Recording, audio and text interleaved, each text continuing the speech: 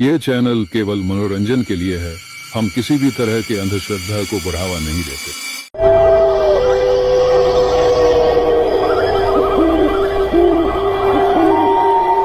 राजेश अपने कमरे में गहरी नींद में सोया हुआ था। अचानक ही उसके कमरे में कोई आता है जिसकी दोनों आंखें ही नहीं होती। गले में उसके एक निशान था।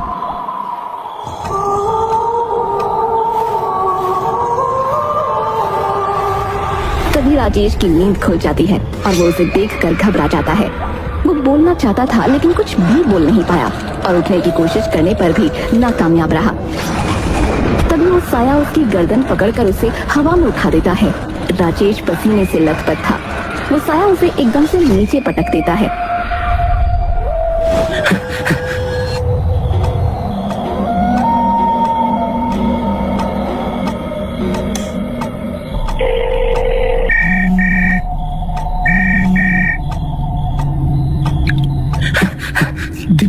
दीपक वो फिर से आ गई। कौन आ गई यार? फिर वो अपने सपने के बारे में दीपक को सारी बात बताता है। अरे यार तू भी ना कुछ ज्यादा ही सोचता है। एक सपना ही तो था बस। अब सो जा चुपचाप यार, और मुझे भी सोने दे यार।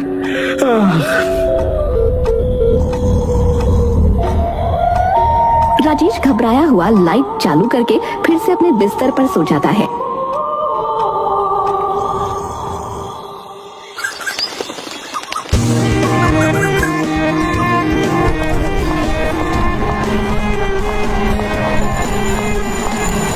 गाइस, तुमने सुना सोनम कहीं नहीं मिल रही? राजेश, दीपक और रजत तीनों एक दूसरे की तरफ देखते हैं। तो क्या हुआ? बड़े घर की बेटी है, होगी अपने किसी बॉयफ्रेंड के साथ।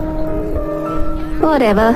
राजेश रात वाले सपने के बारे में अब किसी से कुछ बात नहीं करता, लेकिन वो दिन भर बहुत परेशान सा था। ए गाइस, मैं तो आज रात 24/7 पब में जा रहा हूँ। तुम में से कोई चलेगा? नहीं, मुझे आज थोड़ा काम है, फिर कभी देखते हैं। अच्छा, और राजेश तू? राजेश तो पहले से ही डरा हुआ था, इसलिए वो भी मना कर देता है। नहीं, मैं नहीं चल रहा, और वैसे भी मेरी तबीयत भी ठीक नहीं लग रही है यार। वाह डूड, तू अभी भी कल वाले सपने से परेशान है? क्या होगा तेरा?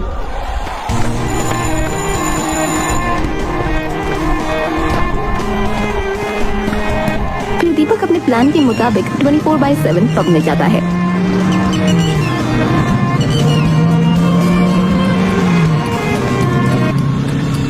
वहाँ पर उसे एक बहुत ही खूबसूरत लड़की दिखती है।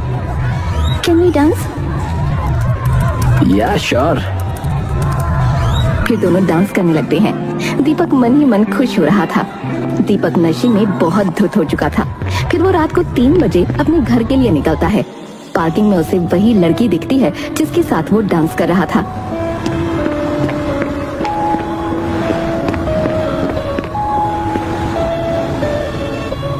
लगता है आप टैक्सी का वेट कर रही हैं, पर इतनी रात को यहाँ आपको कोई टैक्सी नहीं मिलेगी। आप चाहें तो मैं आपको ड्रॉप कर सकता हूँ। चल। फिर दीपक और वो लड़की घर जाने के लिए गाड़ी में बैठ जाते हैं। लड़की कुछ नहीं बोलती और एक टक लगाकर बाहर देखती रहती है। दीपक बार बार उससे बात करने की कोशिश करता है। वैसे आपका घर कहाँ है? शिवाजी नगर। फिर गाड़ी एक सुनसान रोड पर आ जाती है। आपका नाम क्या है और आपके घर में कौन कौन है? बोला ना, चुप चल। उसका चेहरा देखकर दीपक बहुत ही ज्यादा घबरा जाता है, क्योंकि उसका चेहरा बिल्कुल वैसा ही था जैसा राजेश ने अपने सपने में देखा था। तुम? फिर दीपक गाड़ी का गेट खोलने की कोशिश करता है, लेकिन गेट नहीं खुलता। तुम्हें क्या लगा था कि तुम बच जाओगे? तुमने मेरे साथ जो किया उसकी सजा तुम्हें नहीं मिलेगी। मुझे माफ कर दो, मुझे माफ कर दो।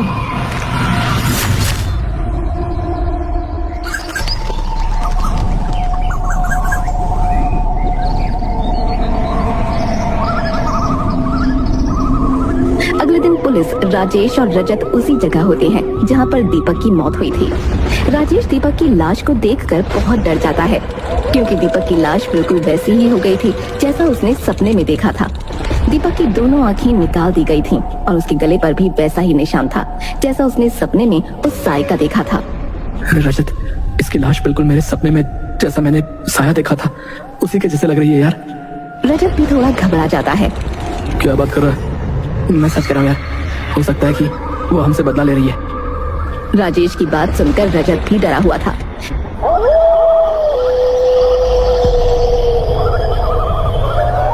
वो रात को अपने कमरे में सो रहा था, तभी उसे किसी की गेट खटखटाने की आवाज आती है।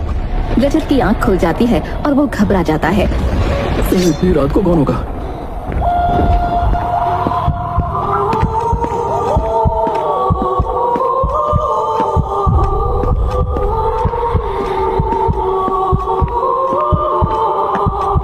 रजत दरवाजा खोलता है पर सामने कोई नहीं था।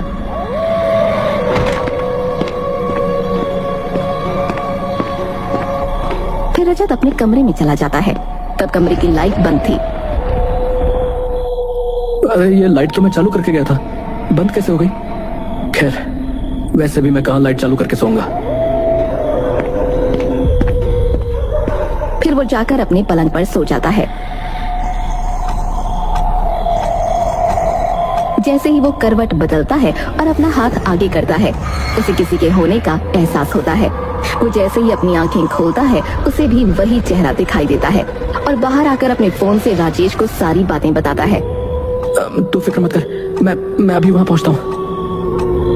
रजत जैसे ही फोन रखकर पीछे पलटता है तो वही चेहरा उड़ते हुए उसकी तरफ आगे बढ़ता है।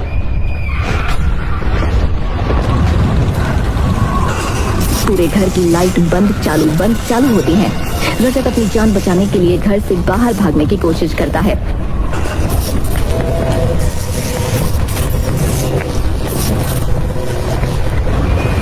फिर वो साया जाकर रजत को हवा में उठाकर नीचे पटक देता है। मुझे मत मारो, मुझे छोड़ दो प्लीज। मैंने भी तुम लोगों से ऐसे ही भीख मांगी थी, पर तुमने मेरी बात नहीं मानी। अब मैं तुम्हारी बात क्यों मानूं? फिर रजत पास ही चल रही अंगीठी में से एक लकड़ी निकालता है और साय के सामने कर देता है। तब वो साया गायब हो जाता है।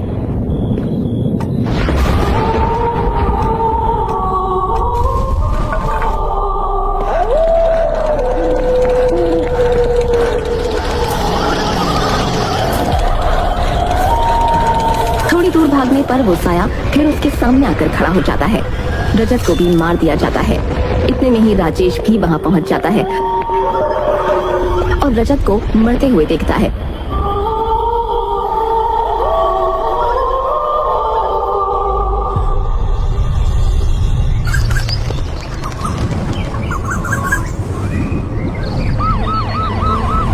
अगले दिन पुलिस उस जगह पर थी जहां रजत की लाश थी।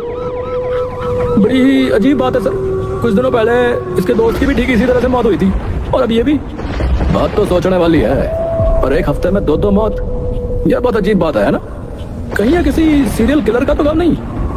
नहीं रे शर्मा, बात तो कुछ और ही है।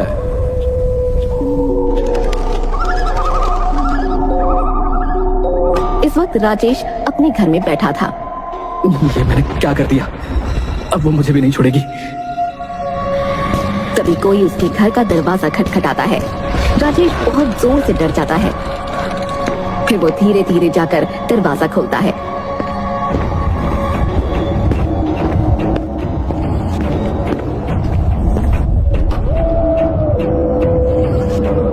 तो देखता है कि सामने पुलिस खड़ी है।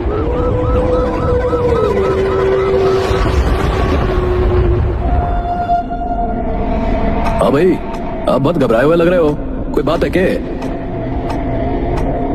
सर, जिसके दो दोस्त चल बसे हो उसके लिए इससे बुरी बात और क्या हो सकती है? मिस्टर राजेश, जैसे उस खूनी ने आपके दोनों दोस्तों को मार डाला ना, मुझे डर है कि कहीं उसका अगला शिकार तुम ना बन जाओ। मुझे बचा लीजिए, वो खूनी नहीं है, वो एक साया है जो हमें मारना चाहता है। क्या बात है? मुझे पूरी बात बताओ। फिर राजेश पुलिस को सारी बात बताता है।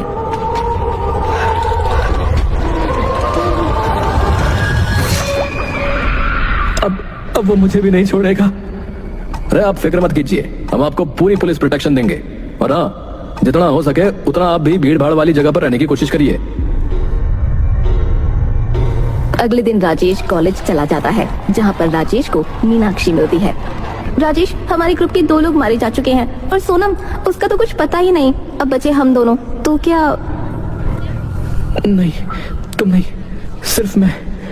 अब अगली बारी मेरी है मीनाक्षी। क्या मतलब? हाँ मीनाक्षी, और ये जो दीपक और रजत का खून हुआ है ना, इसके पीछे कोई और नहीं, सोनम की आत्मा ही थी। क्या सोनम पर वो तो काफी समय से लापता है।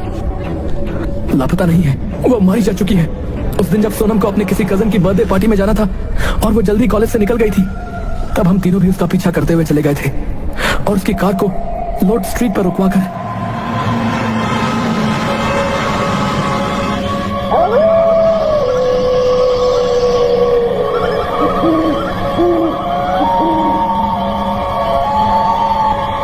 क्या हुआ दीपक, तुम तीनों यहाँ? कोई प्रॉब्लम है क्या? फिर दीपक और राजेश दोनों जाकर सोनम के हाथ पकड़ लेते हैं और उसकी कार की चाबी ले लेते हैं। ये क्या कर रहे हो तुम? छोड़ो छोड़ो, मुझे जाने दो। अरे जाने कैसे दें, अभी तो हमें और भी पैसा वसूल करना है तुमसे। तुम्हें क्या लगता है हमने तुमसे ऐसी दोस्ती कर ली? और तुम जैसी बेवकूफ लड़की हमने कभी नहीं देखी। हम तब से तुम्हारे पैसों पर रोज पार्टियां करते थे, पर तुम अपने पैसे पानी की तरह हम पर उड़ा रही थी, है? अब जितने भी पैसे हैं तेरे पास दे दे मुझे। मैं तुम्हारी पुलिस में कंप्लेंट कर दूंगी। अरे पुलिस में कंप्लेंट तब करेगी ना जब तू बचेगी। उसके पर्स में से सारे पैसे निकाल लेता है। मुझे छोड़ दो, मुझे जाने दो। तुम्हें जो चाहिए था तुमने वो ले लिया, मुझे जाने दो। हाँ, अगर अब तुम्हें जाने दिया तो तुम जाकर पुलिस को हमारे बारे में बता दोगी। जाने दे तुम्हें, ये तो अभी शुरुआत है। तुम्हारी आंखें बहुत सुंदर है, इसके हमें काफी पैसे मिल जाएंगे। नहीं नहीं, प्लीज मुझे जाने दो, प्लीज मुझे जाने दो। फिर राजेश अपने दोनों दोस्तों के साथ उसकी दोनों आंखें निकाल लेते हैं। सोनम जोर जोर से चीख रही थी, मुझे जाने दो प्लीज, मैं किसी से कुछ नहीं कहूंगी।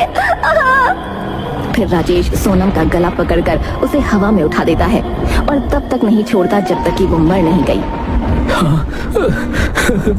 और फिर उसकी लाश को लोटस स्ट्रीट में एक बड़े से पेड़ के नीचे दफन कर दिया। तुम इतने घटिया हो सकते हो, मैंने कभी सपने में भी नहीं सोचा। मुझे माफ कर दो मीनाक्षी। मुझसे माफी मांगने से क्या होगा? गलती तो तुमने सोनम को मारकर की है। और मीनाक्षी वहां से चली जाती है।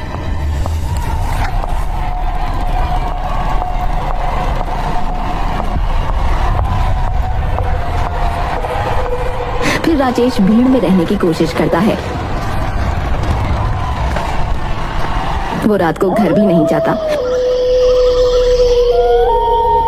और एक पब में चला जाता है। थोड़ी देर बाद वो वॉशरूम जाता है। तब शीशे में उसे सोनम की आत्मा दिखती है। वो पीछे पलट कर देखता है तो वहां कोई नहीं था। जैसे ही वो वॉशरूम से बाहर निकलने की कोशिश करता है, वो लाउट हो जाता है। फिर धीरे धीरे बेसिन से पानी टपकने की आवाज आती है। राजेश जैसे ही पीछे पलट कर देखता है तो वहां सोनम की आत्मा खड़ी थी। राजेश पसीने में पूरा भीग चुका था। सोनम मुझे माफ कर दो, मुझे जाने दो, मुझसे बहुत बड़ी गलती हो गई। गलती हो गई? जो कहता है तुझसे गलती हो गई? अरे गलती मुझसे हुई थी, जो मैंने तुम जैसों को अपना दोस्त माना। तुमने मुझे मारने से पहले एक बार भी नहीं सोचा और मुझे पैसों के लिए मार डाला। फिर सोनम उसकी एक आंख निकाल लेती है। राजेश दर्द से तड़पता है। ऐसे ही निकाली थी ना तुमने मेरी आंखें? मुझे माफ कर दो सोनम, मुझे माफ कर दो। फिर उसका गला पकड़कर हवा में उठा देती है और तब तक नहीं छोड़ती जब तक कि वो मर नहीं जाता। इस वक्त मीनाक्षी अपने घर में किताब पढ़ रही थी। अचानक ही बहुत जोर की हवाएं चलने लगती हैं और किताब नीचे गिर जाती है तो उसे सोनम की आत्मा दिखाई देती है। वो उसे देखकर बहुत डर जाती है। सोनम, तुम, मुझे राजेश ने सब कुछ बताया कि कैसे उन्होंने तुम्हें मारा, पर मेरा विश्वास करो, इस सब में मेरा कोई हाथ नहीं था। मुझे पता है मीनाक्षी, बस मैं तुमसे आखिरी बार मिलने आई थी और मेरी तुमसे एक विनती है कि मेरी लाश का अंतिम संस्कार करवा दो और मेरे घर वालों को मेरी मौत की खबर दे दो। तुम्हारा बड़ा एहसान होगा मुझ पर। रात को पब में पुलिस आ जाती है। सर ये तो वो राजेश है ना, उसने इसे भी मार डाला। पर बड़ा बेरहम साया है, अब न जाने किस किस की जान लेगा। तभी वहां पर मीनाक्षी भी आ जाती है और वो पुलिस को सारी बातें बता देती है। क्या? हाँ इंस्पेक्टर साहब, और उसकी लाश लोटस स्ट्रीट में एक पेड़ के नीचे दफन है। फिर मीनाक्षी सोनम के घर वालों को भी उसकी मौत की खबर देती है और सभी मिलकर उसका अंतिम संस्कार करते हैं। अरे शर्मा जी, ये पहला केस था जिसमें मुलजिम को सजा मरने वाला खुद देकर गया हो। खैर, जैसा करोगे वैसा तो भरना ही पड़ेगा ना भाई। केस क्लोज करवा दो।